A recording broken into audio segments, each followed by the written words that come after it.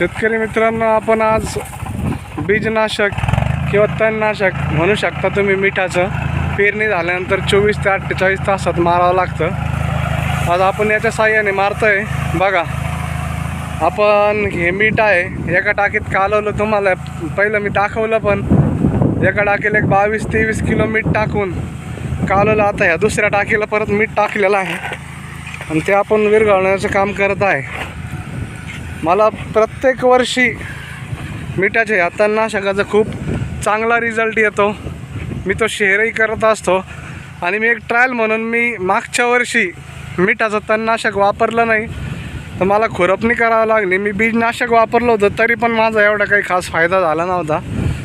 आता हे जवळपास 2.5 ते 3 एकर क्षेत्र आहे, ह्याला 3 टाक्या लागणार आहेत। 3 टाक्याला बीजनाशक 200 लिटरला ॲटलिस्ट 2 पॅकेट 1200 रुपये, 3600 रुपयाचं औषध लागलं असतं। या ठिकाणी मी 2 मिठाच्या 30-30 किलोच्या बॅग आणल्या, त्या मला 400 रुपयात पडल्या। 400 रुपयामध्ये औषधाचं काम माझं होतं आहे आणि याचे काय जे रिझल्ट येतील हे मी परत नेक्स्ट व्हिडिओत शेअर करेन। थँक्यू।